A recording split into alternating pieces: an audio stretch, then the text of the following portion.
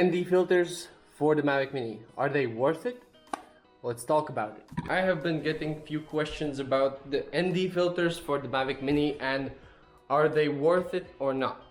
So let's clear this question once and for all in this video. Mavic Mini is kind of a auto drone. The settings are mostly full auto. You can lock the exposure, and now because of the update you can have manual white balance. You can actually adjust the kelvins. By the way, if you haven't seen this video, go check it out. Link in here somewhere. Mavic Mini is a wonderful drone. It's probably the best selling consumer drone right now because it's so cheap, it's so small.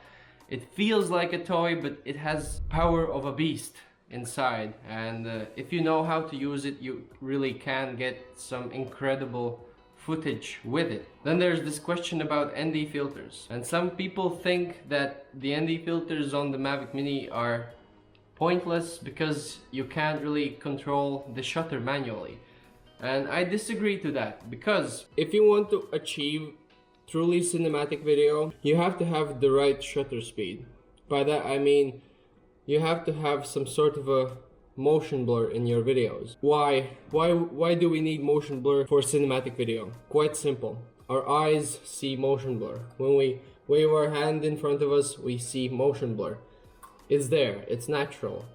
If you don't see motion blur in a video, it starts to look unnatural. So that is why we use ND filters when there's bright daylight. And because this drone does not have any manual features, cannot have the shutter manually adjusted so that we have that 180-degree shutter angle. But what we can do is we can use the right ND filters for the right amount of light we are having in the scene. For example, currently I would say if I would use ND16, I would probably achieve that shutter somewhere around that shutter angle. I know I cannot precisely see what kind of a shutter I have, but if I use ND filters, I can achieve that motion blur. And by locking the exposure, I can make sure that it does not change while I'm capturing. To achieve truly cinematic videos with your Mavic Mini, ND filters can help a lot. Don't get me wrong, this drone is probably made for people who just want to have fun in air and just capture something and maybe like dip their toes into the world of cinematography. But for those who really know they want to get the most out of this thing, ND filters are a very welcome feature. I do enjoy having these. They are from Freewell. Freewell actually sent these to me so I can take a look at them. There's also a video where I do take a more in-depth look at them, so go check it out. Those are my thoughts about ND filters and the Mavic Mini. I do enjoy having ND filters with my Mavic Mini when I want to achieve that natural motion blur, and you can achieve it if you use the right ND filters at the right time. You have to be quite precise, because if you'll use an ND filter that's too strong, you'll have increased ISO, which will result in video grain.